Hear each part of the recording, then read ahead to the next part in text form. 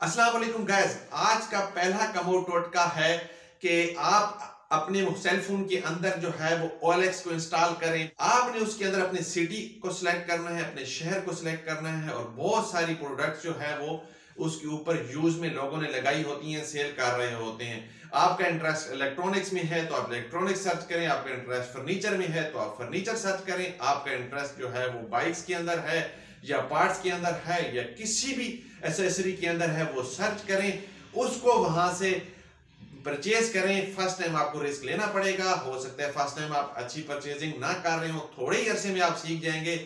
फिर उसी प्रोडक्ट को वापस जो है वो डिफरेंट प्राइसेस के साथ OLX के ऊपर लगाएं और आप जो है वो डेली बेसिस पे घर बैठे जो है इनकम जनरेट करें। ये आजमूदा टोटका है, I have already done this और इसने बहुत अच्छी जो है वो इनकम जनरेट की है। नेक्स्ट कमाउट टोटके तक आप दोस्तों से इजाजत चाहूंगा। अल्लाह हाफ़िज़।